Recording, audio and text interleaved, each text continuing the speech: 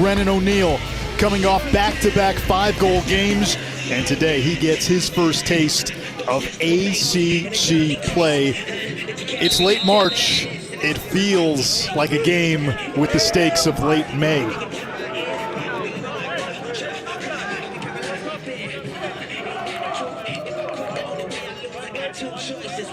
The last 3 meetings between these teams, all decided by a single goal. 6 of the last 8 one-goal games. The Orange, though, have won 7 of the last 8. These two did not play last year.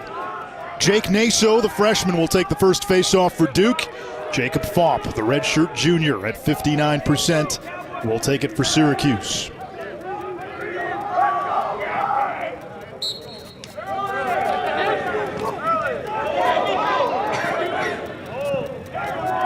Naso popped it into the air a couple of times. Peter Dirth lands on him, and it'll be Duke ball.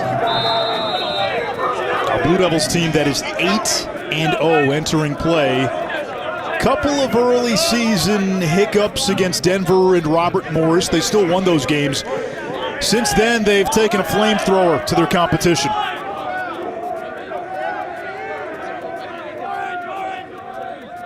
There's Nakai Montgomery. I think from a skill and production standpoint is playing like a first-team All-American. And Syracuse showing the respect, putting Brett Kennedy, their top long pole, on him.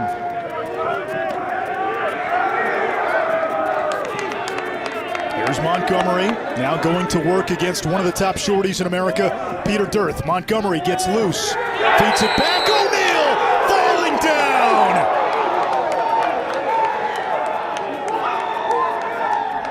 The maturation of Nakai Montgomery. His first year, his freshman campaign, dodged the score. As a sophomore, he started figuring it out, becoming the distributor. He knows they're gonna go quick to him when he has a short stick Dirth on. And O'Neal catches that across his face to finish. You can throw anything at 34 and white, Brennan O'Neal. He's going to catch it, and in tight, he's gonna can it. Originally committed to Penn State in 8th grade. He has done everything but pull the sword from the stone this year for Duke. 5 goals in each of his last 2, and gets the first tally less than 2 minutes into this one. Less than a minute into this one. Naso wins the faceoff. Duke 2 for 2. Ambushed. Tyler Carpenter off the ground.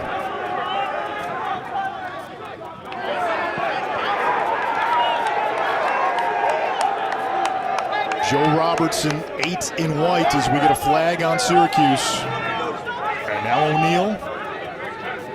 Dyson Williams, 51, running out of the box. Owen Caputo, the junior. Michael Sowers, the ballyhooed Princeton transfer, has yet to touch. And there's the first touch for Sowers. Matched up with Mitch Wyckoff, former D3 All-American at Gettysburg. Sowers gets free, drew the slide, finding a cutting Robertson, 2-zip. You look at Joe Robertson, 8 in white, first 2 games he had to sit out. Once he was inserted in the lineup, the balance and the glue of this offense changed. You talk so much about Sowers with the beautiful pass. Robertson's the glue guy. He's a righty spot shooter that has both hands. You see him cutting there lefty to can that one. I'm so impressed with his chameleon-like type of offensive traits. Joe Robertson has been through big games wearing a Duke uniform. Missed all of last year with the torn ACL. 4 hat tricks this season, including a 7-goal, 3-assist performance against Air Force, and Syracuse has yet to see the ball on offense. Duke 2 for 2 on its first 2 possessions. Naso won the first 2 cleanly. That time Faup jumps. So as a face-off guy, you have to think Faup right now is getting a little anxious, losing those 2 draws and jumping on the 3rd.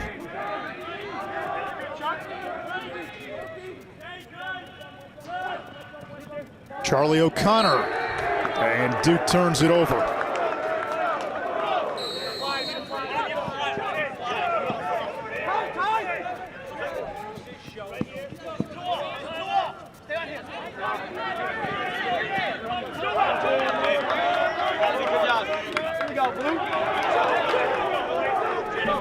Brendan Curry waits for his line mates. Jamie Trimboli, who's been a Duke slayer in his career. Had the game winner in overtime against Duke in 17.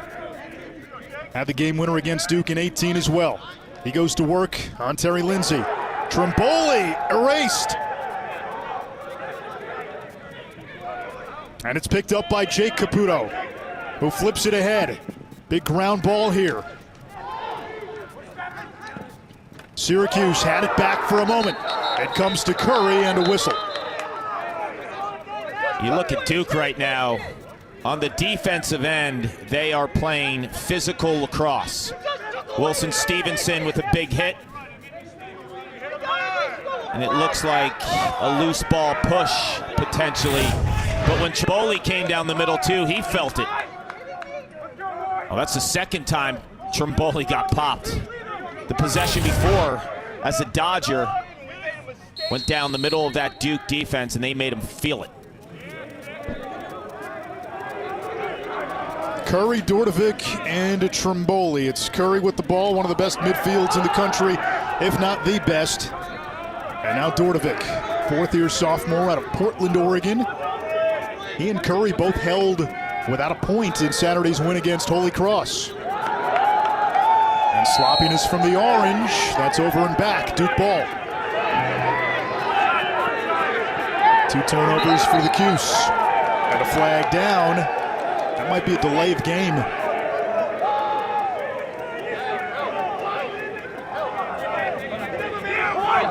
Blue 90 delay game, 30-second foul. Blue 90 delay game, 30 seconds. Yeah, Grant Murphy rolled that ball a little further away. That should have been a quick restart for Duke. Yeah, that's one that you don't want to do that against Duke. I mean, extra man offense, they're almost at 50%. Good man up play, you hit around 35-40. This is a frightening unit. You have a trigger man in Michael Sowers, who can pass as well as anyone in college lacrosse, and you have these shooters. Brennan O'Neill on the left side. Montgomery can stroke it from up top with his right hand. And then don't forget about Joe Robertson. So this is a balanced extra man unit by Duke. Dyson Williams, now Nakai Montgomery calling for it. Over to the wing and Robertson. Caputo. Good look here, Joe Robertson, and the save made by Drake Porter. Had a light day at the office over the weekend against Holy Cross. Coming into that game, though, he was averaging about 15 saves per game. And that was a fantastic pass by Brennan O'Neill. And you look at Porter, he's a reactive goalie with his hands. You don't see him explode with his body a lot, but his top hand speed is excellent. How about the helicopter check? Knocking the stick out of Dirt's hands. Here's O'Neill shooting low, turned away. DiPietro off the ground. There's an intensity to this game already. Oh, yeah. You see the physicality early, especially from Duke. Now, this is something we've seen a little bit this year. Nakai Montgomery on defense. He's not trapped. He has embraced playing two ways at times this year. Yeah, with the shot clock, if he gets the ball, I mean, he's in such great condition. It could be punt return type of offense defensively with Nakai Montgomery, and punt return, he knows a thing or two about that. He was an incredible high school football in the state of Texas. Played a lot of special teams, returning punts. We were watching his highlights. That guy can play. Rafus finding Hiltz.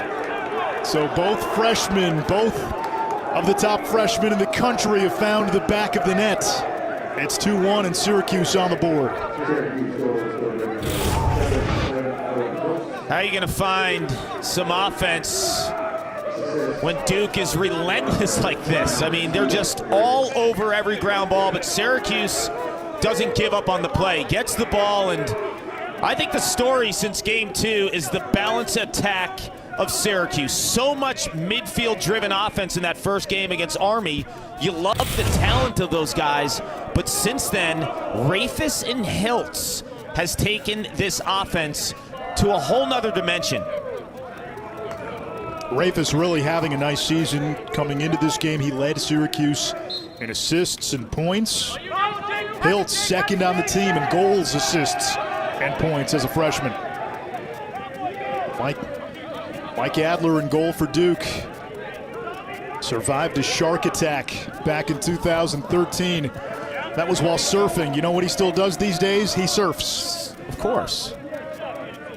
He's a goalie. That doesn't shock me. If you told me a goalie survived a shark attack, would he jump in the water and surf again? I'd say yes. We have seen Wyckoff start on Sowers. The D3 All-American from Gettysburg against the best player in the country. Here's Robertson. He's got a goal already against Damio Latamoye. Aiden Denenza, another freshman, fires wide. Robertson the backup. Short stick matchup for Joe Robertson. Turns the corner, saved by Porter. And it's picked up by Syracuse. Aviles. Porter is so patient. I mean, isn't he just watch him. No wasted movements by the senior from Canada. Preseason first team All-American.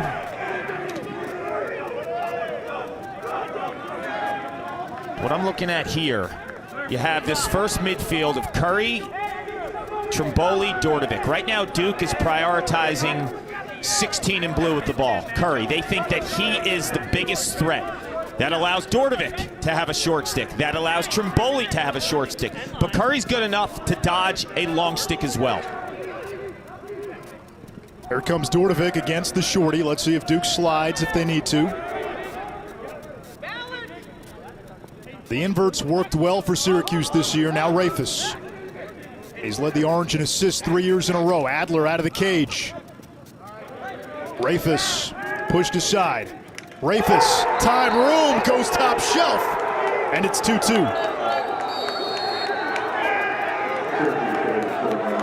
You know, Anish, he's leading the team in assists, but what he's doing that is impressing me the most, he's turning the corner in 2021, and he's absolutely making teams pay. He's sticking it.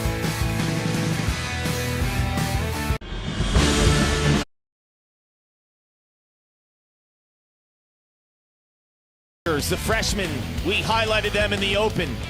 Tonight, though, I think it's going to be about the midfielders. Dordovic and crew, and don't forget about him right there, Nakai Montgomery. I don't know why, but he's flying under the radar in terms of like being one of the nation's elite midfielders, at least from the public's perception. Like, you're not hearing about him, I think, the way that you should, because his play has been terrific. Naso jumped, so Syracuse with a chance to take the lead, and I'm with you on Nakai Montgomery. Duke has played a lot of personnel early, so maybe hasn't had the field time that some others have, so the numbers don't pop off the page, but boy, when he's been out there, he's been unstoppable at times this year, and first guy to celebrate a goal as well. He's been a great teammate. Second midfield for Syracuse, Quinn, Seabold, and Buttermore. Here's Seabold. Hiltz couldn't handle the pass. It comes back to Quinn. Lucas Quinn is 7th of the season, and that's 3 straight for the Cuse. Look, here's the deal. When you turn on the tape and you think like a coach would, it's the little subtle plays. So Hiltz doesn't handle that ball. Look how he just gooses it to the open. Finds that Lucas Quinn is right there. By the time he picks the ball up and throws it to him, he's going to waste 2 seconds. Just that little slap goose to Quinn, and it allows him to have more time, more space, stare down the goalie, and it's turn and rake.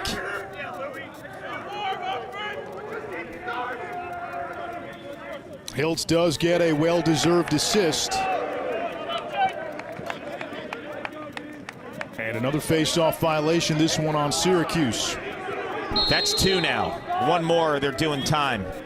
One thing to take notice, you have Mitch Wyckoff on Michael Sowers. I think Wyckoff is going to extend on Sowers and not let that attackman who has crazy footwork and speed to take a run at him, because Wyckoff has played excellent. But matching a guy that's smaller with that kind of speed would be really tough in terms of the ass. So press out on him. Never let him get a running start at you. Sowers almost broke his ankle, plays it back to Montgomery on the doorstep to Robertson. It all started with Michael Sowers. He gets the hockey assist, and Joe Robertson with the slam dunk. We're tied. It's all about efficiency and awareness. When Sowers makes this move and catches Wyckoff, the defense is compromised. Everyone is kind of just hitting that panic mode button, and things break apart. So Sowers gives it to Montgomery. Montgomery, using his lacrosse IQ, knows that the backside's going to be open because the Syracuse defense is in flux.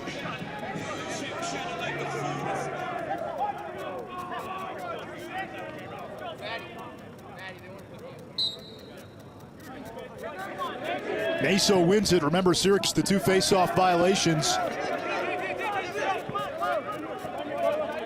Sowers again, and that looks like the wrong matchup, at least from what we've seen early on.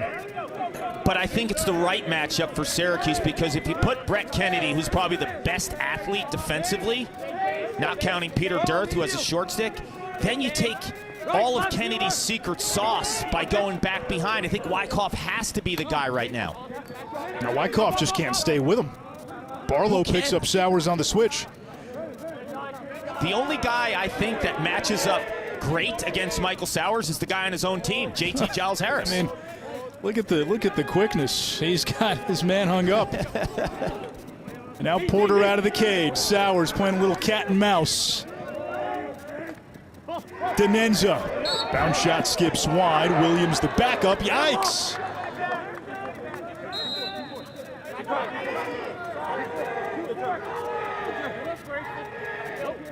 There's Dyson Williams, Duke's top goal scorer from last year.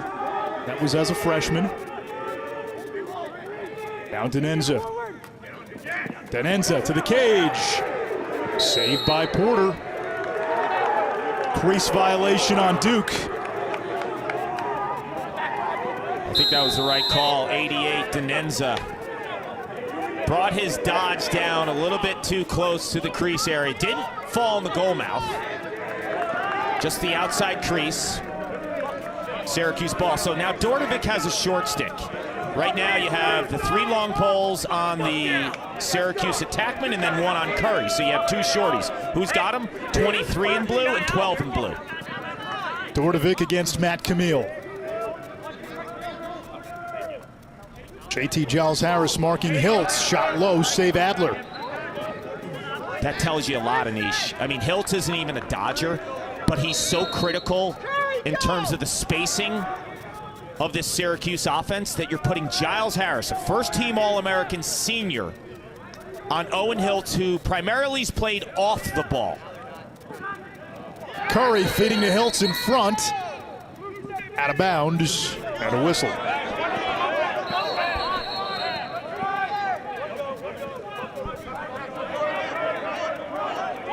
Four turnovers now for Syracuse.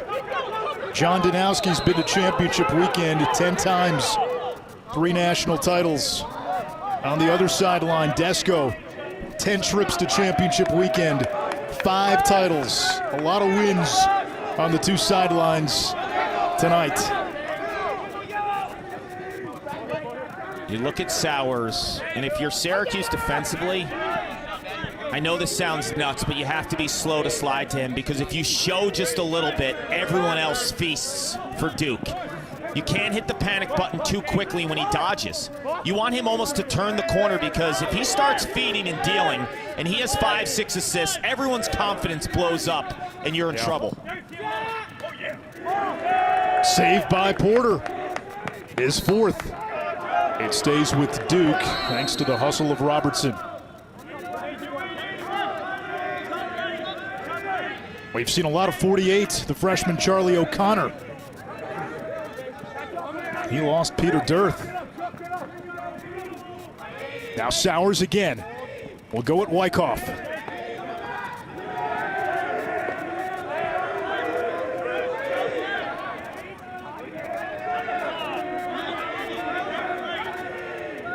Sean Lowry, graduate student from Foxborough, a veteran of so many terrific Duke teams. Montgomery against Dami Oladamoye. Nakai with a bounce shot and a score. Oh, he's put a stamp on this game. A goal and 2 assists in the first quarter. He's been magnificent. The problem with this defense is you cannot give Montgomery space. So Oladamoye doesn't get into Montgomery's body. And when you don't get into a speed Dodgers body, it's bye-bye. Time to flex.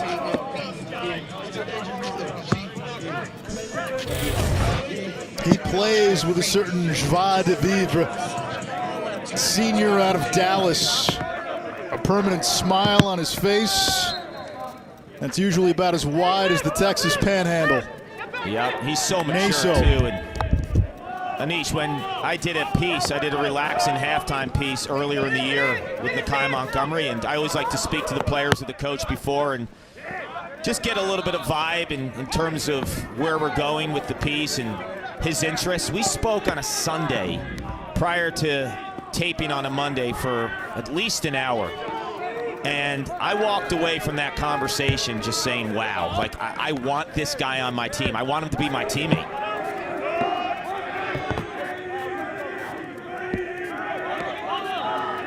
He's got an eclectic playlist, that's for sure.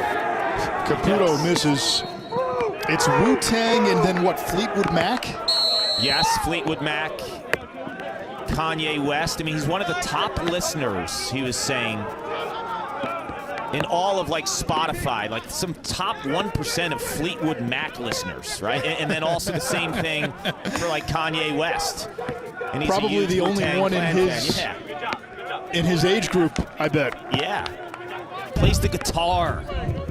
Yeah. Super close with his mother, who, when he was a young boy, just made so many sacrifices to get him to play lacrosse and drive him all over the place. And that relationship is special for him.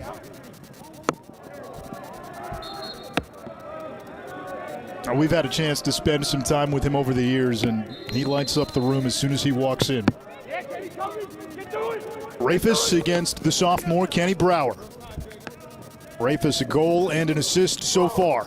Up top to Quinn, and that one hit Lindsay, retrieved by Siebold. Siebold makes his way to the cage, shoots low. We get a flag down.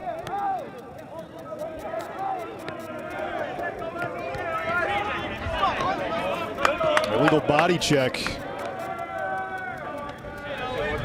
Overtime. White. 19. Cross check. 1 minute. Cross check, excuse me, and that is Wilson Stevenson.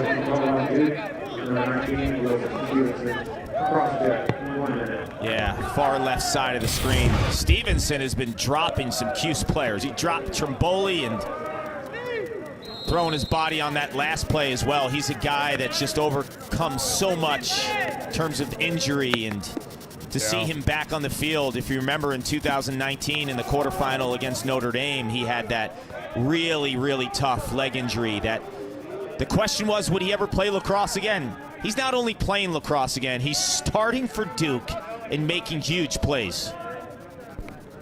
Final 10 seconds. If Syracuse just holds the ball when the quarter ends, they will start with possession and no face-off and a man up when the second quarter begins, and that'll be the story for the Orange. 27 seconds on the extra man with the ball when the second quarter begins.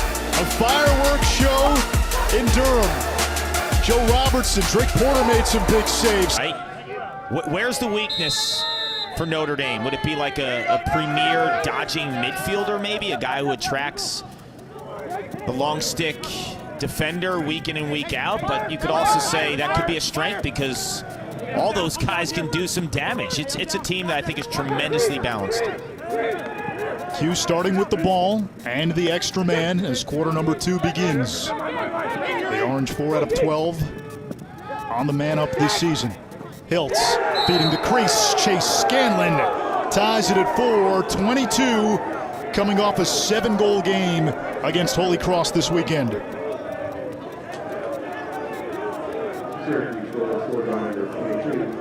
A little bit of a break from the norm for the Hall of Famer John Desko.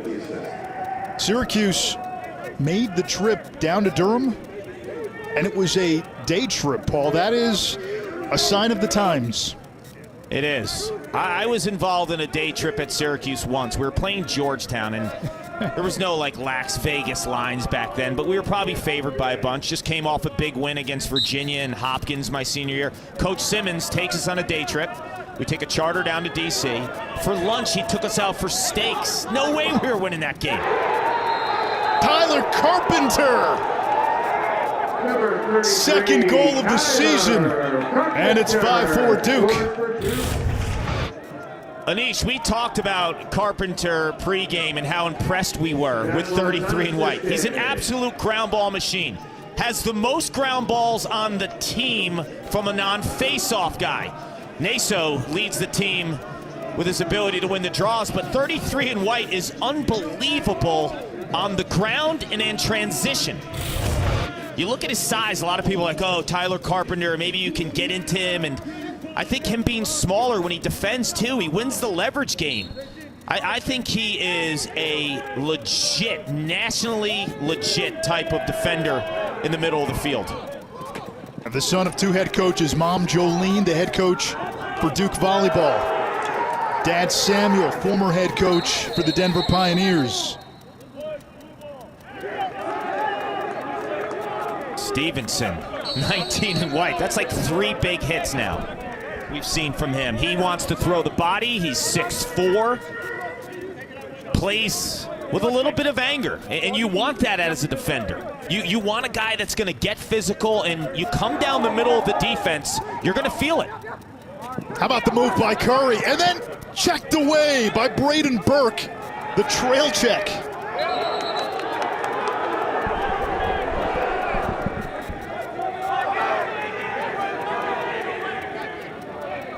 Duke defensively has looked just a little hungrier here in the beginning. Duke's Spring Football Showcase, Saturday, 10 a.m. on the ACC Network, leads right into Virginia Notre Dame Lacrosse.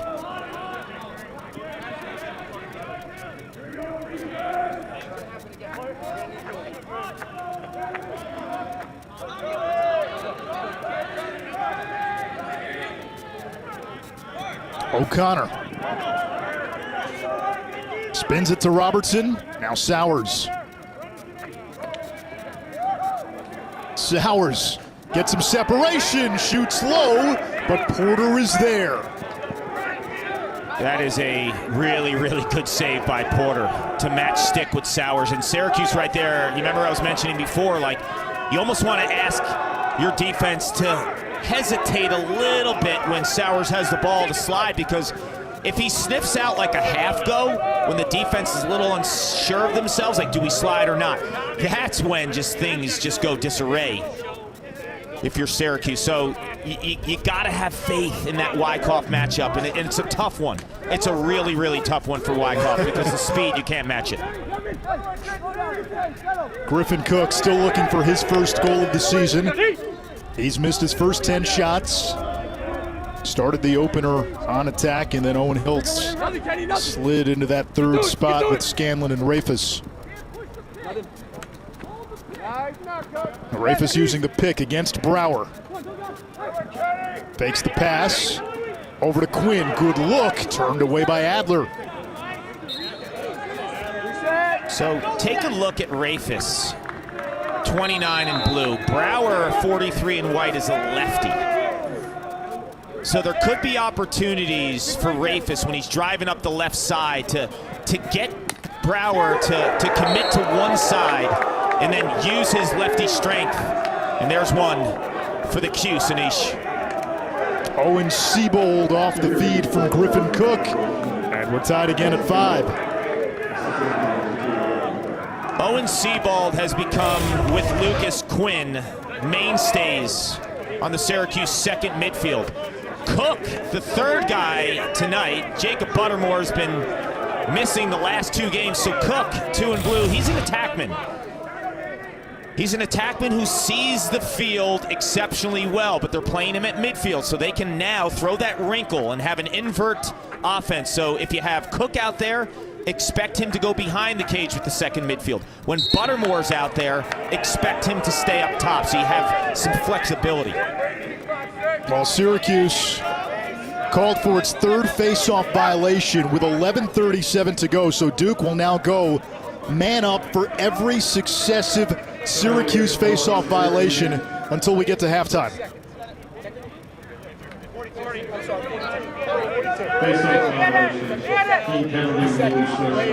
Now you lose the possession advantage to Duke, and right now Duke has won 10 out of 11 face-offs, and I know a face-off win doesn't always translate into a shot or even a clean possession, but this is not the offense where you want to be -8, -10 in possessions at the end of the game. No, and there's over 11 minutes left in the second quarter, so to get that third face-off violation this early, you can't keep jumping. Sowers from X. Finds his man, it's Caputo right there on the wing. And the son of Duke assistant coach Ronnie Caputo. 10 goals now on the season for Owen. You know, you do the math. This is an extra man unit that checks in at 50%. You lose that possession battle, as you explained, Anish. Well, they're going to make you pay. And Sowers, the patience and the vision. And Caputo, I thought last year, you see his season stats now, starting to look more and more like his dad, too. His dad, Ronnie, is, I just think, a lacrosse-like savant in terms of just his knowledge of the game. Take a look at him right there. He knows the game so well. Coach Stanowski's had him as an offensive coordinator, a defensive coordinator. He sees the game like very few. And when you live with a guy who sees the game like that, you're going to have the lacrosse IQ to understand spacing. And Owen just did that. And he's got the experience now, too, because when the season ended a year ago, he was having a breakout sophomore campaign. Like, he went from freshman year, didn't really know where he fit in with the team, to one of the best players on the team. Ronnie Caputo always has that glow. It doesn't matter if it's January or June. He's got, you know, this glowing tan about him almost at all times. Caputo looking for the cutter. O'Neal prevents it from going back over the midline. It is raining in Durham, we're told. Now Sowers isolating Wyckoff. TPH row hedged. He's all over Caputo. They'll play it back to Sowers, 15 to shoot. Sowers against Wyckoff, goes low, beats him again, and this time he beats Porter. You brought that up last time. Hey, you're okay with Sowers coming around. Porter made the save the first time. You give Sowers 7 or 8 of those, I don't know if Porter's making better than 50%. No, and Wyckoff actually was above the goal when Sowers caught the ball. That's a big difference for me, Anish, because when he's above the goal and Sowers has 6 feet of separation, say, that's too much. I almost think when he's adjacent and he's the next man in the rotation, Syracuse has to sacrifice Wyckoff being part of the team defense. He has to be out on Sowers already. Because if he's not, you see what happens, right? When you give him those 6 to 8 feet, it's good night.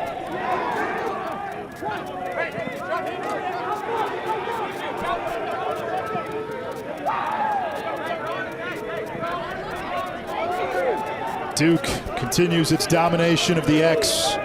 11 out of 12 before that, now 12 out of 13.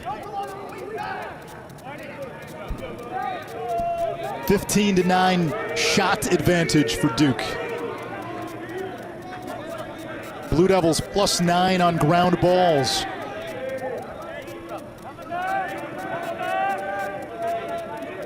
And because they're winning all these faceoffs, Duke has only had 3 real clearing attempts. Sowers to O'Neal, fakes the BTB. And he's got moves. Imagine what that bag of tricks looks like when he's a senior.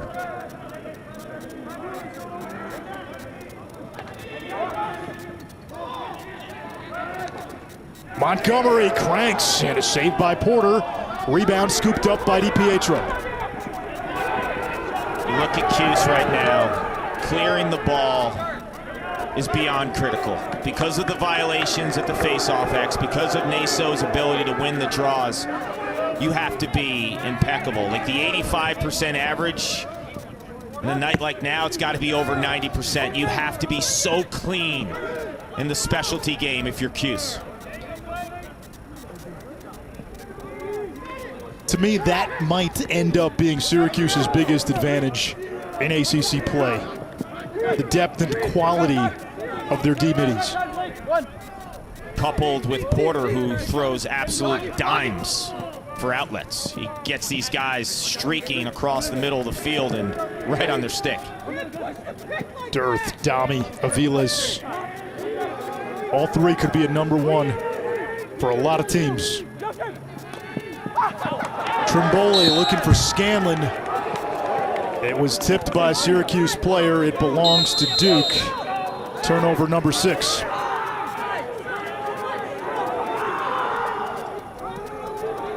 Ninth-ranked Virginia, 6th-ranked Notre Dame. Pat Cavanaugh has come on like it's on fire early on, man. An assist machine and 2 really great goalies. Alex Rode, former MOP, championship weekend 2019, and we saw Liam Entenmann against Marquette, 18 of 21, and Marquette had some good looks. He was unreal. Yeah. Dyson Williams from Denenza. 3 straight for Duke. It's 8-5 Blue Devils. You know, with the influx of new talent, you think of Michael Sowers from Princeton, O'Neal, the #1 recruit in the nation. Don't forget about Duke's leading scorer from a year ago. North of the border, Canada's Dyson Williams. Squad.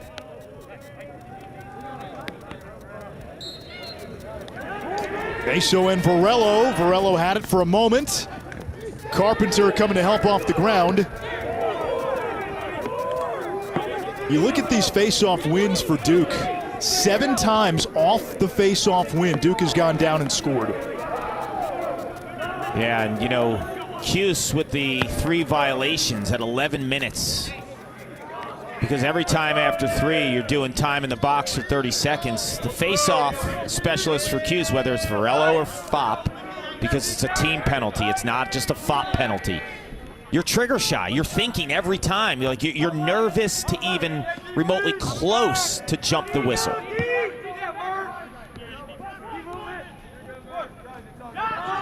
Robertson on the run.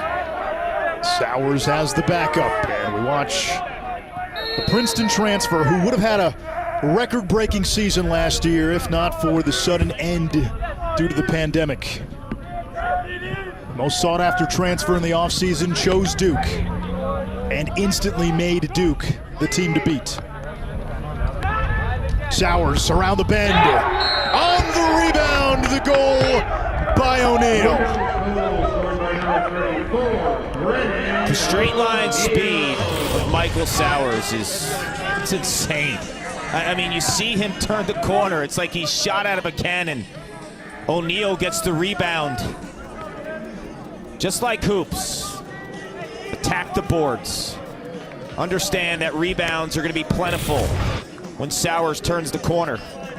Because Porter can play stick on stick, but getting that clean save when an attackman is that close to you is really tough, and O'Neal recognizes that and gets his 2nd of the night. You think of the great lefties to come through Duke. Gutterding, Greer, Quinzani. Naso again off the draw. Fires on goal. And scores. The Blue Devils make it 5 straight. And they are going downhill right at Syracuse. Naso's playing with some house money. He knows he has Syracuse against the ropes. There's a push on Naso. That's wiped out because of the goal. He knows he has them on the ropes, right? So you can be aggressive with the way that you face off, and you can push it out in front and take those chances because of the trigger-shy Cuse face-off guys. And Naso, great off the floor, and sticks it. And when you're Syracuse, you're going to let 56 and white Naso come down the middle, because who would you rather shoot the ball, in all honesty? Naso or Brennan O'Neill or Robertson or Sauer? So he made him pay for that. He's been terrific going into the season. We expected the Holy Cross transfer, Dan O'Connell, to be the primary face-off guy. It has been Naso. And then we've seen a little of O'Connell and a little of Ginder, but Naso has been the guy. Top-ranked face-off man coming out of high school, and he was a high school teammate of not just Brennan O'Neill, but also fellow freshman Aiden Dinenza, all 3 with a point in this game. Yeah, St. Anthony's on Long Island has a factory rolling into Durham with those 3 players, and then Andrew McAdory is the #1 recruit in the country in the class of 2021. He's heading to Duke. So the pipeline, Coach Danowski, Ronnie Caputo, Matt Danowski, another assistant, all Long Island guys, sending those top players down south to Durham. Yeah, so you get Naso and Dinenza contributing as freshmen. You expected O'Neill to contribute as the #1 freshman coming out of high school, and then you bring in Sowers, you bring in Adler. JT Giles Harris, maybe the best lockdown defender, one-on-one cover man in the country. Nikai Montgomery's back. Joe Robertson's healthy. Yeah. They have guys on their third midfield like Kevin Quigley and Joey Manown. Manown's got 86 career goals. Philip Robertson, who transferred from Princeton, where he played with Sowers and wants to play now with his brother Joe. 67 goals with the Tigers. These guys won't see the field all that much in ACC play. The amount of depth John Danowski has is absurd. Yeah, and it tells you when you're a freshman cracking these types of lineups with a Duke proven talented roster, like you got to be off the charts talented. O'Neill and Dinenza and Charlie O'Connor. Coach Danowski made me laugh though. He said there's 12 guys that have never played ACC lacrosse, so we don't know what we're going to get out of them. I'm like, did you see Michael Sowers play against Virginia last year? I'd call that game. I mean, he was out of this world. Good problem to have, right? Remember the last time these two teams played, though? Duke had a 4-goal lead on Syracuse in the fourth quarter as Caputo lost it. It comes to Sowers. The Orange came back and won an OT. You cannot give Brennan O'Neill that kind of room. The left-handed crank. He's got a hat trick in the first half. And Duke is pouring it on. It's 11-5, 6 straight. This is nuts. Look at Porter in the cage here. A righty goalie. Look at the placement on this. Bam! Top shelf, off stick. No goalie in the universe is making that save. That ball is moving close to 100 miles an hour. The sidearm release, cocks it back. Having a clean look at that is tough enough. And then it flies with the placement of O'Neill. Unbelievable. You know, so many people compared him to John Grant. I don't think he's John Grant. John Grant's one of the top 3 attackmen of all time. So it's no disrespect on John Grant. He's unbelievable. I just think his perimeter game and how he dodges from the outside, and we saw in the open, like his ability to dodge in space, that's not John Grant. Kark, you brought up earlier the 11:37 mark of the second quarter when Syracuse committed its third face-off violation. This is Syracuse's first possession since then. Wow. Duke's on a 6-0 run. Rafis. Now there's pressure. You got to make sure you get a good shot. You know, the offense hasn't had the ball for a while. The defense has been out there against the team playing make it, take it. Seabold over to Scanlon. Orange electing to go with their second midfield. 2 games in a row now. Bordovic and Curry have not really been contributors. They'll stay with the orange. New shot clock. You know, Anish, that's kind of puzzling to me because of what you just threw at me before, right? The last time they had the ball was so long ago. Why wouldn't that first midfield be out there? And I know you want to get the second midfield some touches, but that first midfield is so rested and ready to go. Well, that beats me.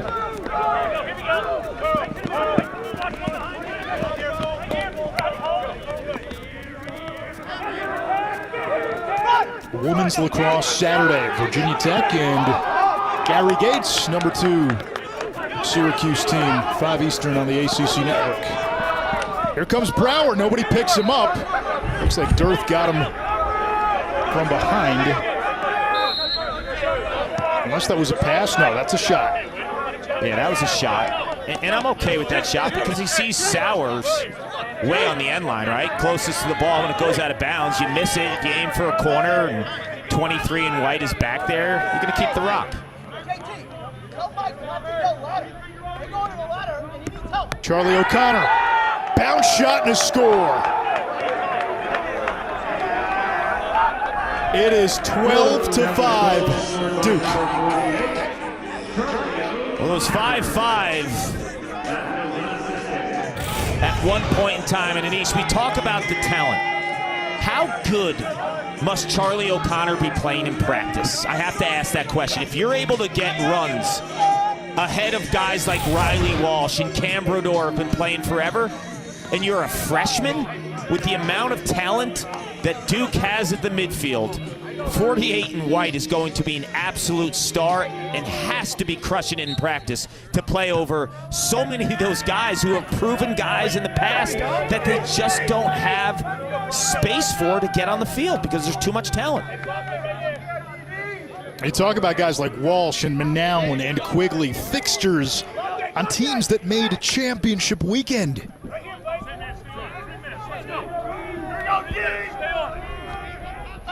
Can Syracuse stem this 7-0 Duke run? They do. Brendan Curry. You look at the score right now, 12-6. We've been around these games way too long not to feel runs. And Scanlon, primarily a goal scorer with an unbelievable pass and just the spacing and awareness to know that Curry's backdooring his man. So kudos to Scanlon for dishing the rock, and then Curry with the heads-up play. He has a shorty on him. When there's a shorty on the guy they want the long stick on, Anish, they're going to shut him off. So how are you going to counter on that? You're going to make a move into the body of the short stick, and you're going to run and backdoor him. So the off-ball awareness of Curry there, I thought, was off the charts. Kark, we wondered why Syracuse didn't go to its first midfield after that long possession drought. That goal by Curry was the first point by Syracuse's very well-regarded first midfield. Just haven't had the ball. I mean, you need to get into the flow of your offense. You need your touches. Skip past Robertson, Porter the denial. 7 saves, he has faced a barrage. Kennedy, always a threat with the pole.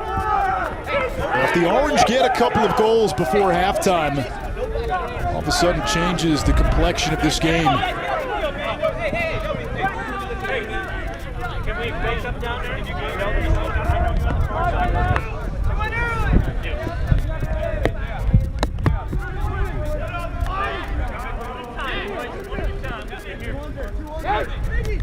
Rafis against Brower.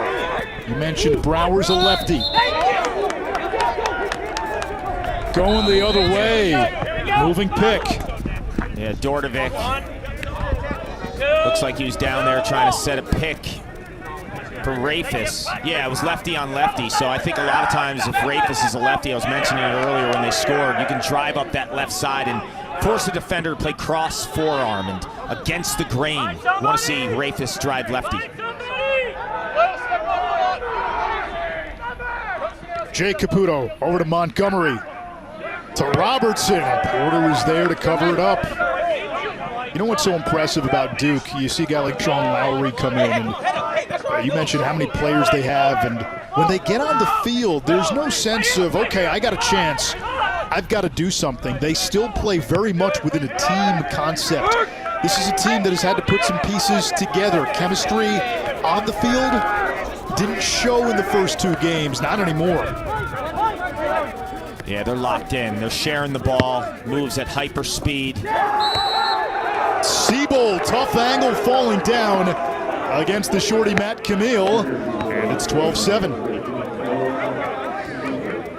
You gotta love Siebold's awareness to understand when it's time to go. So Siebold played attack his whole life. He's from the Dallas, Texas area, always playing in that type of space. He was a righty post-up dodger.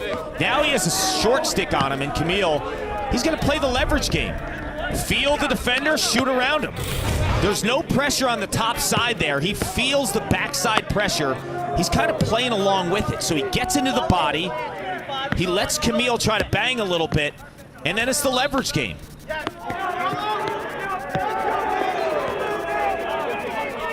Here comes Dearth. This is a big possession for Syracuse. They've got a timeout, and they'll use it. Coming up at halftime, it's the top 5 plays of the week. We did about, 7 takes, and I think what you guys will end up seeing, I'm not making this up, is the blooper reel, so be prepared. The only thing that was consistent was our producer, Katie, and the other piece, Yaz, producing great highlights, right? Every week. That's right. Chris Yastrzemski up in Bristol, he just does a fantastic job, and he promotes and pushes people to come up with these plays regardless if they're high school, college, Division I, II, III. Send the plays into the top 5. Let's spread the love. I think we have 2 or 3 Division III plays. It was so long ago when we taped that, but I'm not making that up. 12-7 Duke on top of Syracuse. How did we get here? Well, in the open, and a game with so many established stars, we highlighted the freshman, Brennan O'Neill, has had a big first half. He's got a hat trick, 2 goals away now from his 3rd straight 5-goal effort. Yeah, and he's hardly touched the ball, right? He had the rebound, he had the off-ball goal. It's just his awareness, and then the absolute hammer of a shot. This is just frightening. Bam! Top shelf. Wow. I mean, when he has time and room, and he puts that massive frame, I mean, this guy is so dedicated to his body in terms of just his overall fitness. I mean, there's not an ounce of fat on that guy. Always in the weight room, always training. He's only a freshman, and when you look at his skill set and his body in terms of his speed and strength, he's a complete outlier. Scanlon against Leishau. Now it's Rafis. Turns back, not the shot he wanted. Okay, 8 seconds now for Syracuse.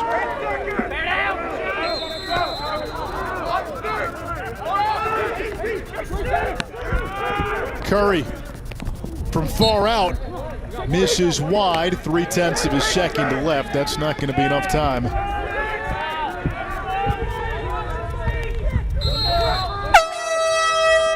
The first half comes to an end. They traded body blows early. 4-3 Duke after the first quarter. It was tied at 5. And then of the first 16, and out of Duke's 12 goals, 10 came directly off of face-off wins.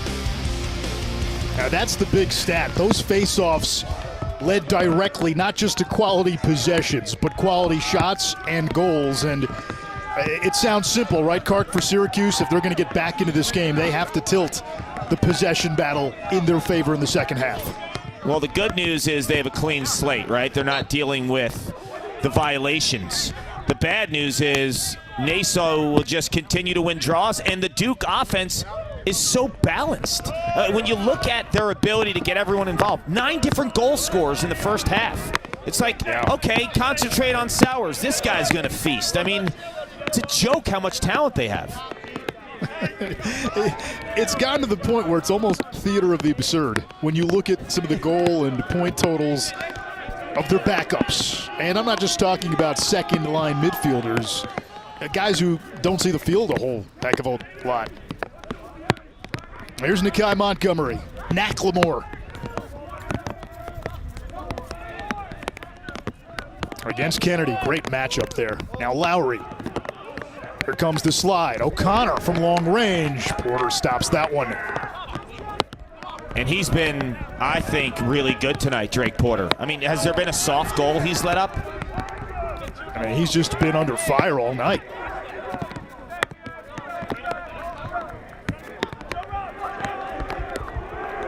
The first midfield for Syracuse. We talk about that as the nation's premier midfield unit. They need to do more in this second half if Syracuse is going to get back into this game.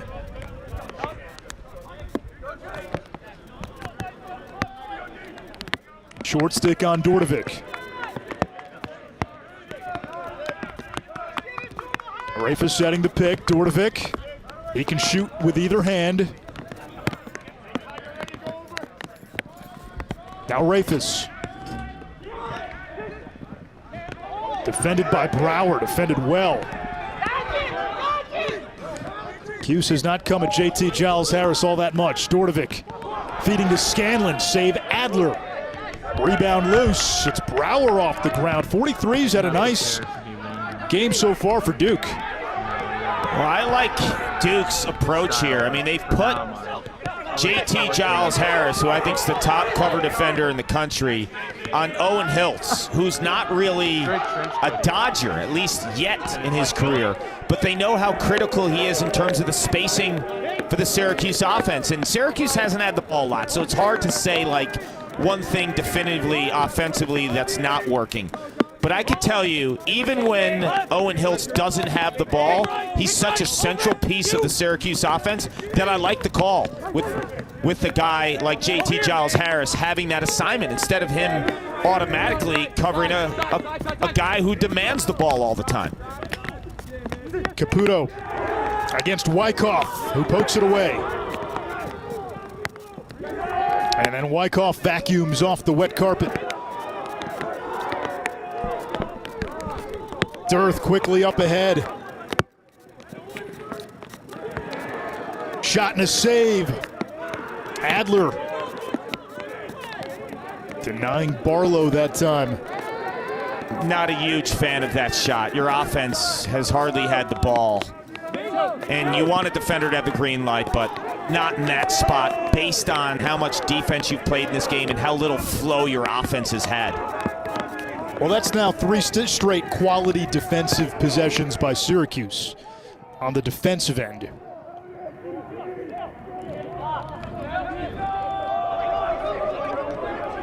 Second midfield, it's Cook, it's Quinn. And Siebold out there as well. Scanlon has the ball, but you can't do a hidden ball trick when you have a black-on-black stick with black mesh. It's not going to work.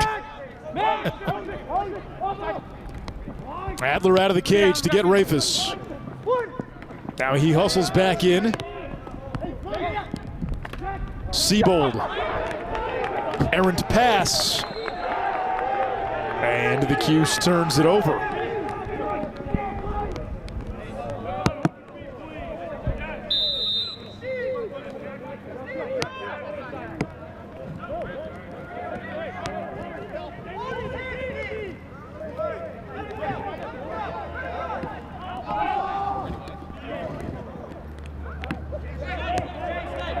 Duke able to clear with 5 seconds left. Got to get it across before that shot clock hits 60.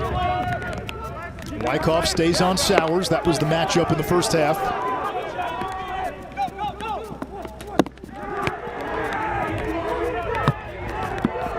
Ice flying, sticks flying. Syracuse showing the physicality.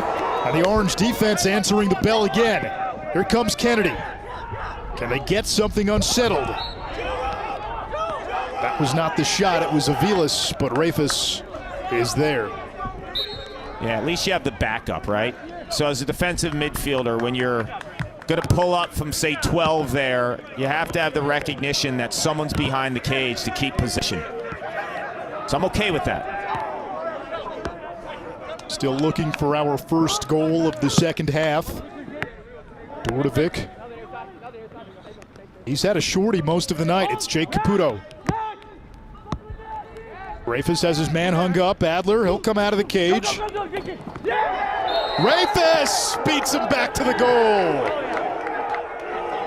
Sixth-year senior. He's seen a lot of lacrosse, and he was timing that. He was. And I love the fact that he made Adler pay.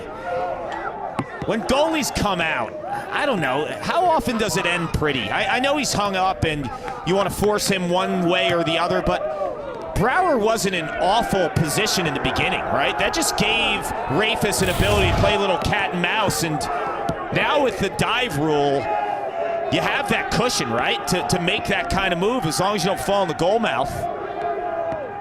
Heads-up play, awareness for 29 in blue, the sixth-year senior. Got the extra year a year ago, transferred from Holy Cross his first year, and I think his play has been the difference when this offense is balanced as opposed to not balanced. On this team, who would have thought it would be Rafis right now among the team leaders in goals? That has never really been his thing, especially the last 2 years where he's been almost exclusively a facilitator. Well, he's adjusting. Rafis feeding in front to Scanlon. And Anish, the great attackmen adjust. And I'll show you two ways, right? Rafis goes from passer to goal scorer. Pat Cavanaugh from Notre Dame goes from goal scorer to passer. Yep. Little ride there by Syracuse. What have the Orange done better defensively in the second half? I think they're not as frantic. I thought they were out of sorts in the first half in terms of just not being so assertive in the way that they slid. When Sowers had the ball, I thought there was a few times where like they kind of half slid, and he picked them apart, not just with assists, which he had two, but the hockey assists, he had a couple of those. He was running the offense based on Syracuse kind of being out of sorts. They look like they're calmer, and they're playing harder too. They're flying to the ball on ground balls. Sowers now maneuvering in a steady rain. Caputo plays catch with Sowers, the former Princeton Tiger. Has the short stick matchup on Dearth, looking for Dyson Williams. Shot clock at 6, Duke ball. Run it. 4 to shoot. Think they're going to fix the shot clock to 6. Yep. Sowers a couple of assists tonight, getting closer and closer to Pat Spencer's all-time Division I men's record. Sowers to the cage, had Dyson Williams in front, he dropped the ball. Here comes Barlow. Stick check from behind. Still holds on. The Orange are getting stops. Now the question is, can they make Duke pay at the other end? And Duke's defense, for the most part of this second half, has answered the bell.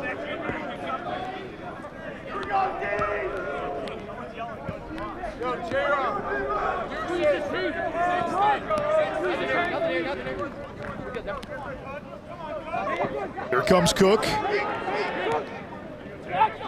Back to Rafis. He's been the maestro. Up top, Quinn. Hesitation. Shoots on the run. Adler bumped into the net. We get a whistle. Now you hear it on the field. The goalie moved the goal. We saw it.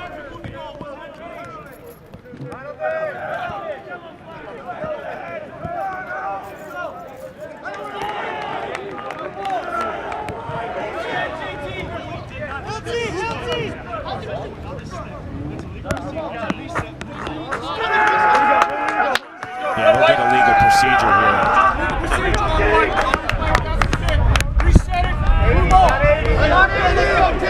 So Syracuse ball, new shot clock. Here it is. Lucas Quinn has the ball. Yeah, Adler's playing without his stick. You can't do that.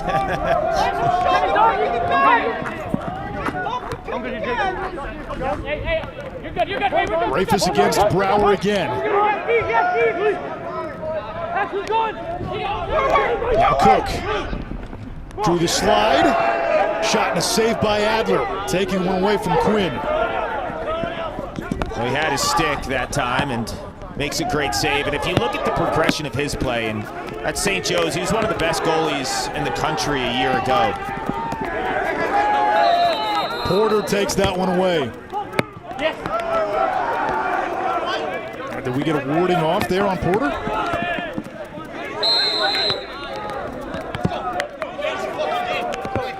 It'll stay with Duke. You mentioned Adler too. It's you knew you were getting a talented goalie, but it takes time to earn the trust of your teammates and playing these big games with a completely new team. I mean, you could argue coming into the season, the two top goalies in the country, but you still had to wait and see how Adler would adjust, right, into his new team and the new system, and he's comfortable now. You just see that he's playing at the level that he did a year ago at St. Joe's. Sowers turns and scores. Long scoring drought from Duke. The best player in the nation says, I got this. Well, if you play him as a passer and you let him go on an island to beat you as a scorer, this is what happens. 23 in white shines. That good and you're the best player in the country? There shouldn't be an answer. It's like the old Rowdy Roddy Piper line, remember? Just when you think you've got all the answers, yeah, I change the question. Yeah, I'm going back and forth and putting my defensive coordinator hat on, like, oh, you got to play Sowers this way. Well, then he does that. You got to play Sowers that way. Well, then he does this. So, look, Mitch Wyckoff's doing the best he can. He's just quicker and faster. And he's so versatile with his game, so when the Syracuse defense decides how they're going to support that matchup by going quicker or not, he recognizes it. He's got crazy lacrosse IQ. His father was a coach. From the time he picked up a stick, his dad, Dave Sowers, coaches lacrosse, coaches football. He knows the sport of lacrosse so well. He sees it through a coach's eyes. Kark, you know what you have to do. You've got to win faceoffs and keep the ball away from this Duke offense. Yeah, good luck with that, too.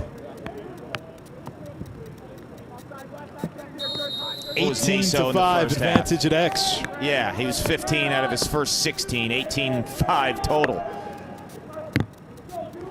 Robertson against Murphy. Senior from Charlottesville, Virginia.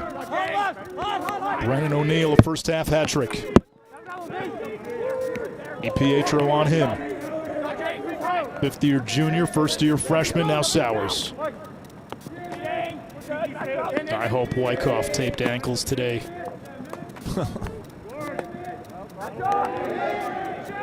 Sowers to Caputo. 6 seconds to shoot, O'Neill to trigger.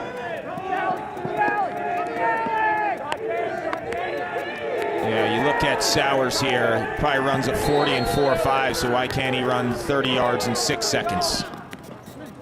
Sowers feeding O'Neill, and the shot clock expires.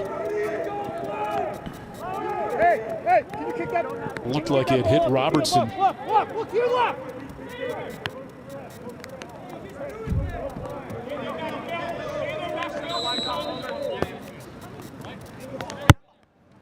Kark, have you seen enough lacrosse to say there might be a clear separation now between Duke, Carolina, and Maryland and everybody else. No. You know, I think Syracuse is going to be in the mix down the stretch. And I'm not counting Notre Dame out either. I mean, tonight, the second quarter, as Scanlon scores to make it 13-9. And I think the second quarter just, the face-off violations just killed any momentum from Syracuse. And it was hard to gauge, like, potentially what they could do. To have that face-off violation with 11 minutes left in the second quarter just changed everything. Rafis going back to his bread and butter. The passing game, Scanlon doing what he does best, finishing in tight.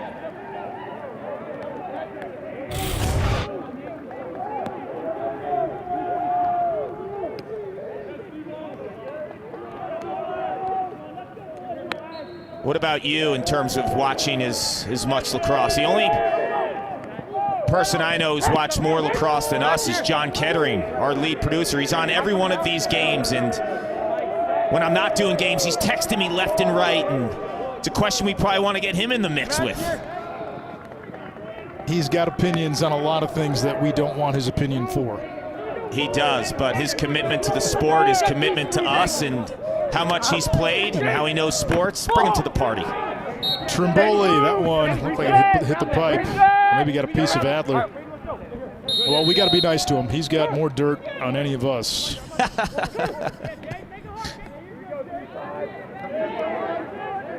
The cook in the kitchen. Outdoorvik. BTB shot. It'll stay with Syracuse. Interesting, right, since Duke made the move to put JT. The passing game, Scanlon doing what he does best, finishing in tight.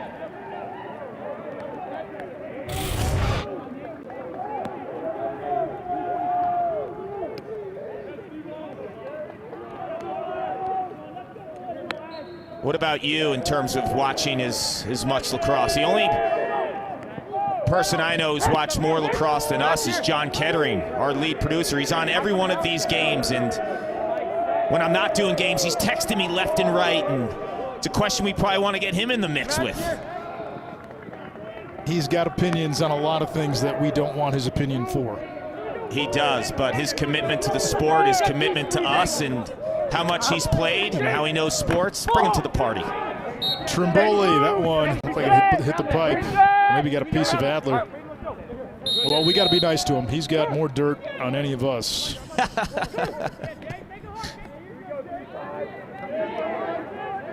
The cook in the kitchen. Outdoorvik. BTB shot. It'll stay with Syracuse.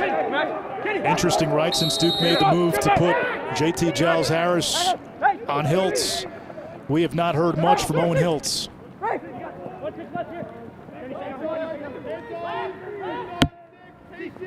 Yeah, and to me, that's a really, really interesting move by Ronnie Caputo, the defensive coordinator, that's paying off. Like, if I was to ask you before the game, who do you think, and there's Ronnie, who do you think JT Giles Harris would guard? Would you say Owen Hiltz?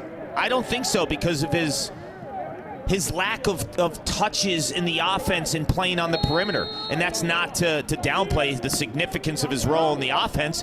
It's obviously the right call. It shows you the respect they have for 77. Yep, and it also shows you how good of an off-ball defender JT Giles Harris is. So we know about his ability to cover guys as Owen Hiltz is getting back into the offensive set, to cover guys one-on-one in space. But now, in the inside of this defense, he is running it. John Danowski has cautioned about what we're seeing. Duke at times, he feels, doesn't play a full 60 minutes as Cook lost his stick. They had Syracuse on the ropes, and the Orange have scored 5 of the last 6 goals after Duke led 12-5 late in that first half.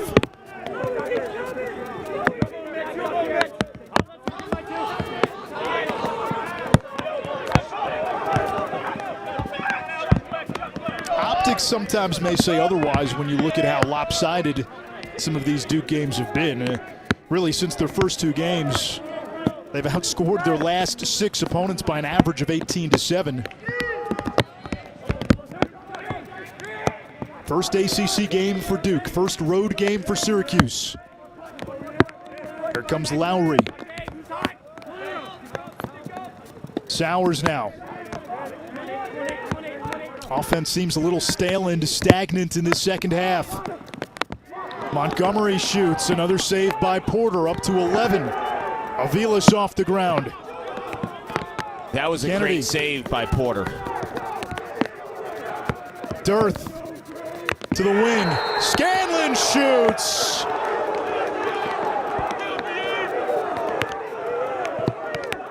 This is great to see. Syracuse's calling card the last few years, Kark, has been what? It's been the comeback.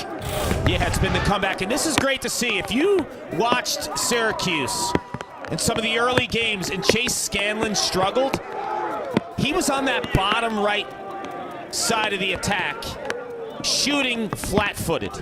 What did he do there? He actually caught the ball and he moved upfield to increase his angle. So he's adjusted to what the coaches have identified as a problem in his shooting stroke, right? Catching the ball on the lower right area of the goal and being flat and not increasing your angle. And that time he went upfield to have a better look at the cage, and it paid off. The Orange can get it to within 2 after being down by as many as 7.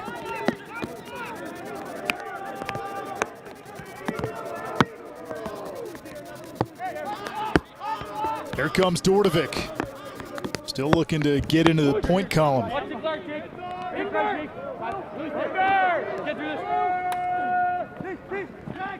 Dordovic feeding to Curry.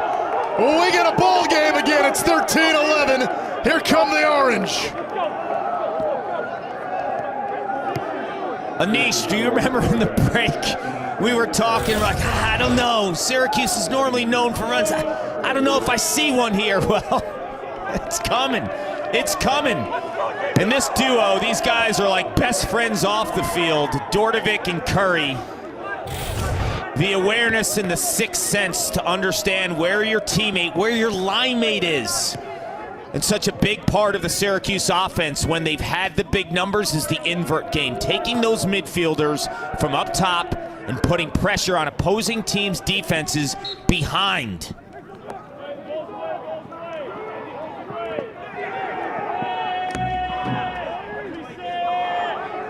Duke's got it. Stevenson against the ride. Here comes Naso. Now O'Neal, 5 seconds. They got to go quickly. Sowers looking for a cutter. It's not there. Syracuse in the midst of a 6-1 run. Duke led by as many as 7. Shaping up for a great finish in Durham.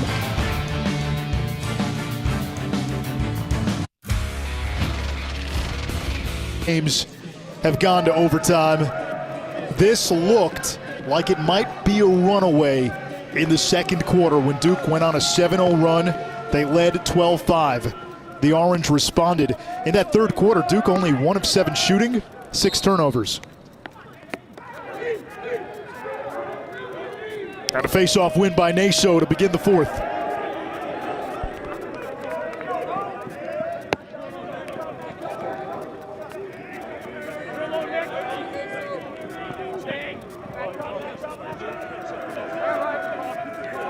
With the rain coming down, Paul, does that impact a guy like Sowers and his change of direction?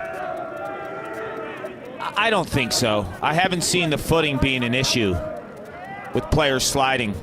Affects Coach Desko, who loves to coach indoors, right? They're never outside. He's getting rained on. And Dyson Williams against Dearth.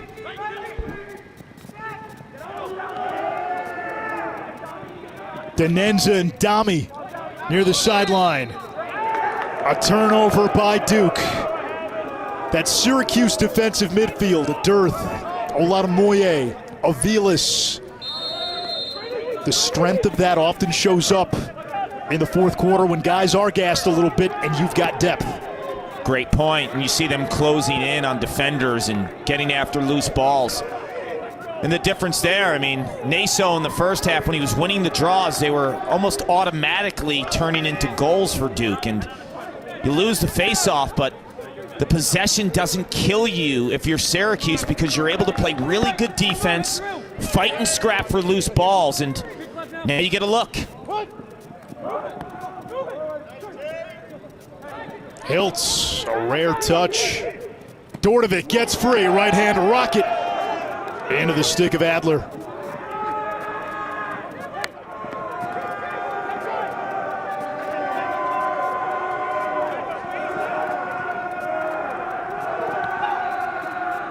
Duke has to get it across the midfield line before that shot clock hits 60. And they just barely do. No, they don't. Wow, that was on the screws.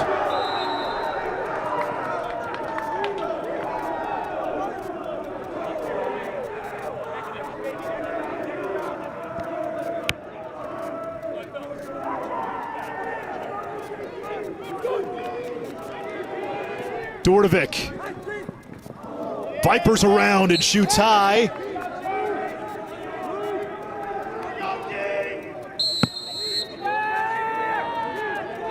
We have not had a one-goal game since it was 5-4. Rafis to Trimboli, he whiffs. Oh, Stevenson. that was the look. That was the look. Rafis did a great job in terms of sensing out where Trimboli was cutting and timed it off the roll. We showed you at the start of the quarter, Trimboli, the Duke Slayer. He's come through with some big-time goals against the Blue Devils in his career.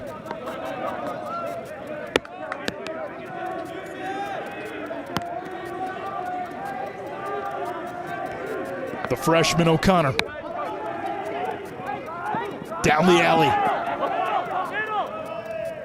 Spins it to Robertson. Sowers against Wyckoff. Sowers with separation. He slips. Ground ball, it comes to Kennedy. Errant pass. Bauer gets it back for Duke. And it turns it over. Syracuse will get a shot. Anish, you talked about the footing. That was the first time Sowers slipped, and then Adler, when he was going for that loose ball behind the cage, slipped. So the rain coming down and footing now an issue. It's multiple times this season. It's improving so much as a passer behind the cage, and Rafis, the recipient. The Cuse is rolling, Anish. From down 7 in the second half to within 1. Over the last, now what, 6-7 years, has there been a better entertainment dollar in lacrosse than Syracuse? Varello falls down, flag down. Syracuse will go man up with a chance to tie. Credit Varello, who beat Naso cleanly on that draw. Yeah, that's from behind with possession. You'll do 30. It's Dan Zima on the call. Great ref. One of the young up-and-coming superstar refs in the game. 32nd man up for Syracuse.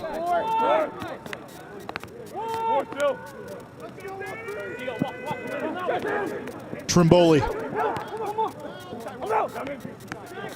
Scanlon. Rafis wide. I tell you what, Stephen Rafis this year has played like a first or second team All-American, and you can argue he has been Syracuse's most consistent offensive player this year. Playing with toughness, urgency, and intelligence. Wow! Rafis the assist, Scanlon! with the magic stick, and we're tied at 13. We saw Chris Gray from North Carolina on a Thursday night pull out something like this. Dordovic reverses the ball rotation back to Rafis, and then Scanlon with an absolute beauty of a shot. Sports Center top 10, here we go. The last 3 times these two played, it's come down to 1 goal. Here we are, tied at 13. Top 10 matchup between Notre Dame and Virginia on Saturday. Rutgers and Maryland, a top 5 matchup. They play for the second time on Sunday on ESPNU. And Duke and Syracuse headed down to the wire again. I tell you, the ACC is going to be a gauntlet. It's going to be hell on wheels for every team involved. It's going to be so much fun for those of us watching.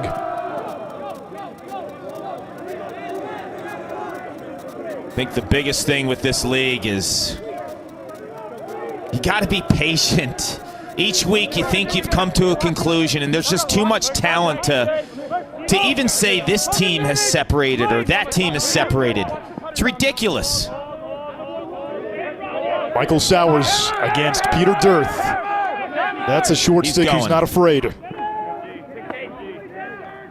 Dirth trying to stay with him. Riley Walsh, the veteran, in there. O'Neal, the freshman. 25 to shoot. Sowers against Wyckoff, 10 yards behind the cage. Sowers makes his move. Draws the slide, throws it away. Over and back, Syracuse ball. Credit Wyckoff. Do you remember I was saying in the first half, you want to extend out on Sowers. You cannot give him a 6-foot running start at you. You'll be toast. Wyckoff on that last possession when he was guarding Sowers was on him the second he touched the ball. Syracuse last led when it was 3-2. Dordovic against Terry Lindsay. Veteran D-Mitty. Dordovic inside! And he gives the Orange the lead.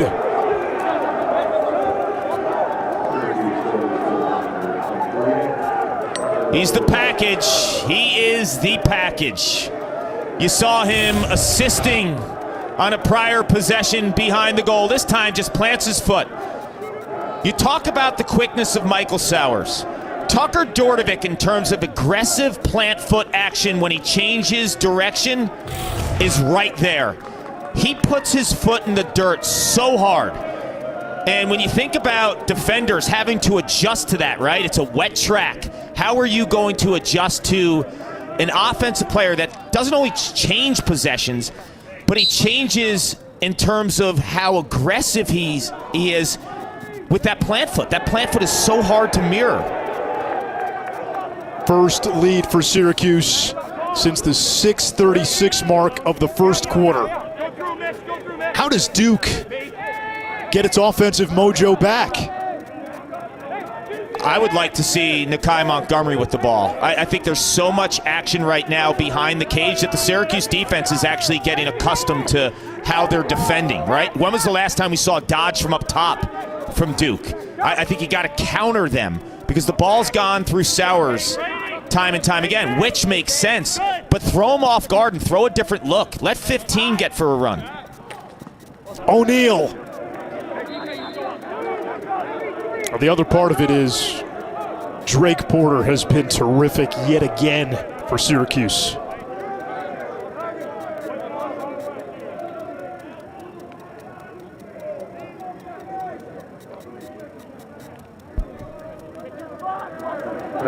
(14-13) Syracuse on top of second-ranked Duke.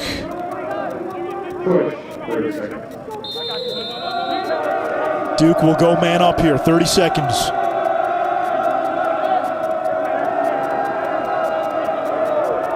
Robertson to O'Neal.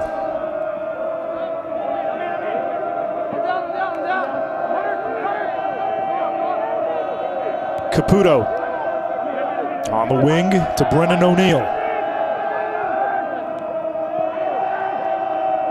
Now it's Sowers. Akai Montgomery, shadowed by Murphy. Even strength, Dyson Williams ties it at 14. 51 in white, Dyson Williams. Good ball movement. But you got to be careful when you extend out to Dyson Williams because he can sling it from that spot. But if you overcompensate in terms of your approach, he has that great underneath move too, and he could beat you in that spot. But Williams, when he took that shot too, Wyckoff was in front of him. I think he used it as a screen, and finally they're able to break Drake Porter.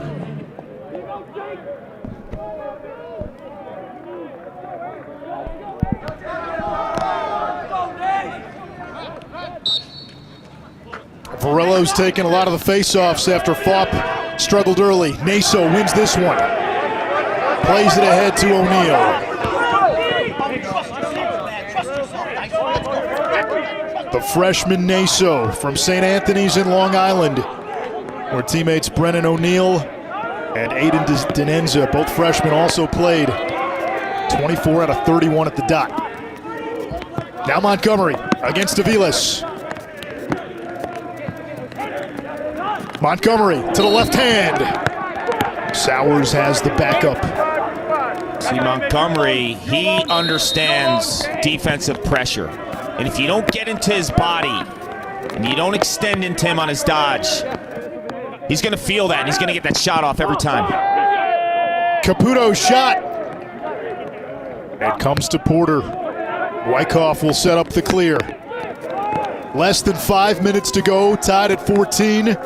We have watched Syracuse rally from down 12-5.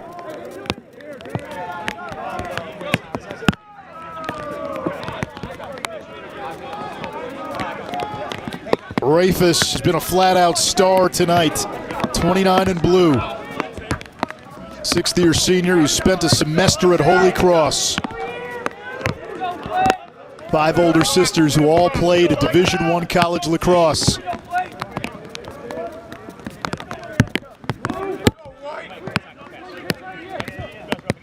Now Dordovic, he's got a goal and 2 helpers. Using the physicality, Dordovic gets free, tough angle. And it looked like that may have gotten a piece of Curry's stick. It'll be Duke ball.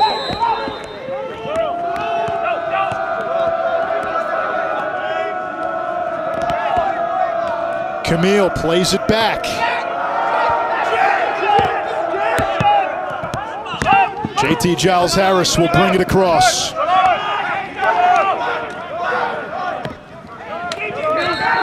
Duke has one timeout.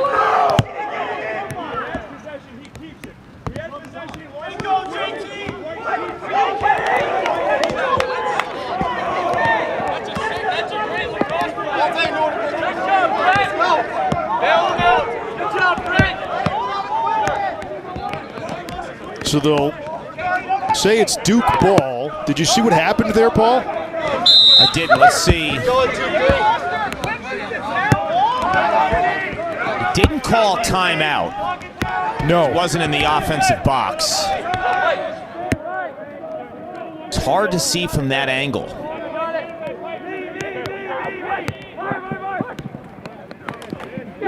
Working on the inside.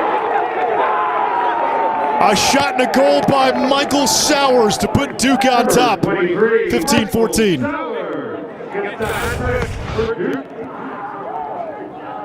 You see Owen Caputo here right there. Understands where that double's coming. But more importantly, Sowers senses it. Because Wyckoff goes to help and prematurely goes to help. Syracuse was playing good defense. Had Caputo flushed, right? He had no angle.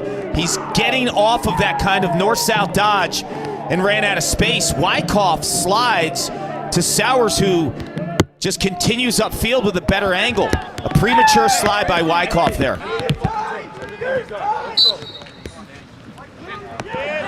Sowers, 3 goals and 3 assists in his first ACC game as a member of the Blue Devils. Naso's been terrific. 25 out of 33 on faceoffs. Been a machine.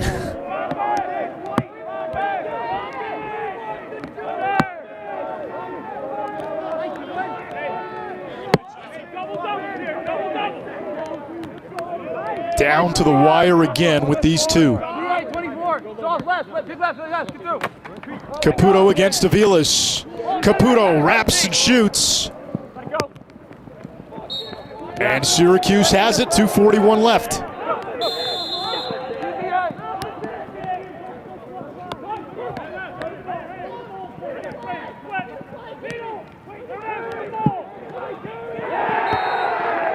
The Cuse gives it back.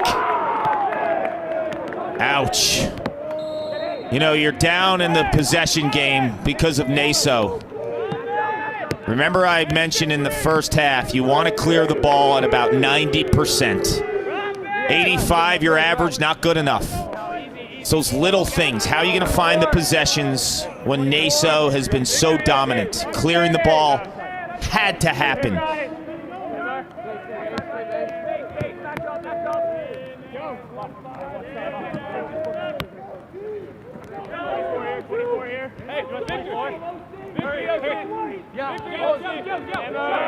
Now, Nish, if I'm Duke, I'm looking at the shot clock at 40. I'm not attacking until about 15 seconds. You 15 seconds, you go to the cage. If you shoot, you still have the backup. You can potentially get 2 cracks at it. There's no sense in going to the cage here before 15 seconds.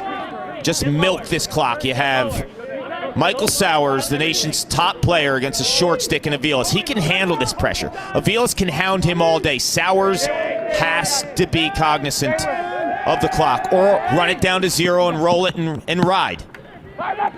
Here comes Sowers. His pass knocked down by Murphy. 3 on the shot clock. It's kicked back. Syracuse ball. A little over a minute to go. The Orange, essentially, if they can clear, can hold for 1 possession, but they're down a goal. Trimboli, huge goals against Duke in his career. Can he get it across? He does before that shot clock hits 60. Syracuse has 2 timeouts. Rafis to the cage.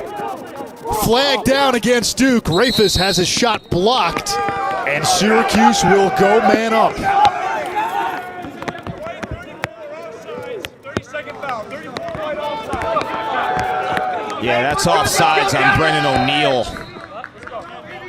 Syracuse has 2 timeouts.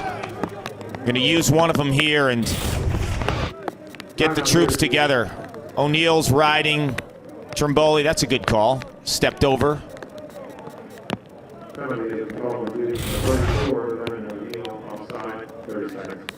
6 on 5, 38.3 seconds to go. Paul, what's the plan out of this timeout? You know, when you think of this Syracuse extra man, they've got some big-time shooters in Dordovic, and Trimboli's a really good stretch shooter as well, and he's been a Duke killer, like you mentioned. The 6-on-6 game for Syracuse, Owen Hiltz has had a tough night because JT Giles Harris has blanketed him. Owen Hiltz in the extra man gives you so many options. He could be a high wing passer, or he could be a stretch shooter with the best outside shot on the team. So I expect him to be in the mix because JT Giles Harris will not be blanketing Owen Hiltz because Owen Hiltz now is the extra man. Duke's playing their man-down defense. They're not going to be matching Giles Harris against 77, so I look for him to be a critical piece of this play. Duke brings in Walker Scaglione, the 6'7" Colossus, as part of that man-down unit, and he's got a long stick. Rafis over to Dordovic. It comes back to Dordovic, now Trimboli. Hiltz on the high wing. Dordovic fires, save Adler! Syracuse has the rebound. Another flag down against Duke. Scanlon to Trimboli. He lost it. Duke's got it. And Syracuse will have another chance.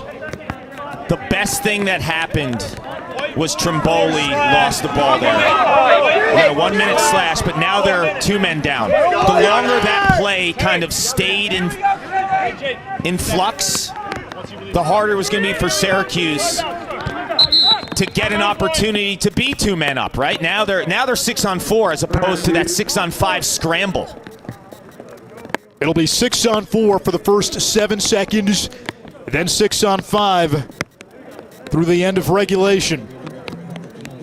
What's John Danowski telling his team right now, being down 2 men? Well, look, you're gonna have a different strategy with 4 guys. You're gonna have to play all in front of the cage in a box, and this is gonna take an extreme amount of discipline in terms of just those bottom corner defenders, right? So if I'm Syracuse, you're gonna try to get a play that starts low and kind of scrapes high to get to one of the back sides, because I think those back sides could be open with 15 seconds left. But Syracuse, when that penalty hit, I was looking at the clock, it was around 22 seconds. The quicker they got the whistle, the better. Like a lot of times in man-up opportunities, you want to have like a free play, right? And you have all the time in the world. Not in that spot. You wanted as much time as possible to get the 6-on-4 as opposed to the 6-on-5. So you see the 4 Duke players, there's 6 Syracuse guys. There's a lot of opportunity for a guy like Owen Hiltz, who's in the top left. If they don't play him as a shooter, he can snipe. Otherwise, if they hedge to him, he'll have a passing opportunity. Curry to Trimboli. Back to Curry. Shoots way wide. Curry had the game winner in overtime against Duke 2 years ago. Now Hiltz, only 4.4 seconds to go. 6-on-5. And a timeout by John Desko. Timeout, Syracuse.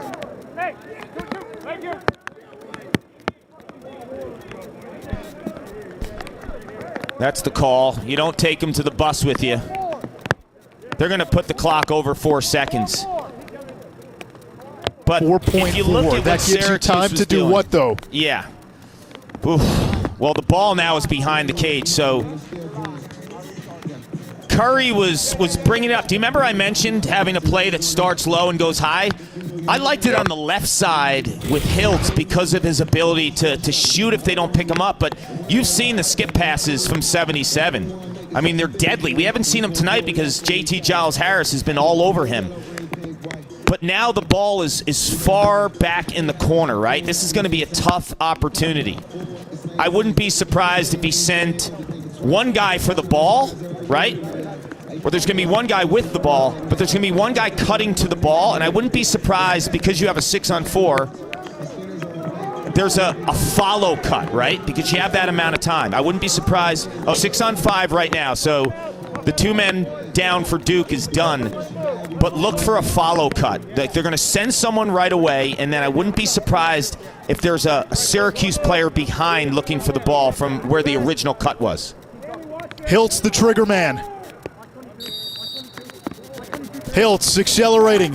Fires 1-2 with the crease. Adler the save! Duke, with its man-down defense, stands tall.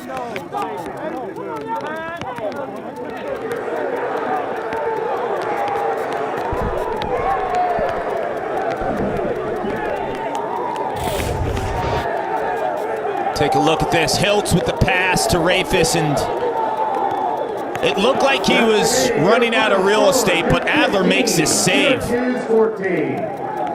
That would have been on cage. That would have been a goal. So credit Adler for being able to turn, right? Because the ball was in that far corner, to turn and track Rafis' stick. Are you ready for ACC lacrosse or what? Yes. Yes. Yes. What a wild game, so much fun. Duke jumped out to a 12-5 lead. Syracuse would take the lead 14-13 in the fourth quarter.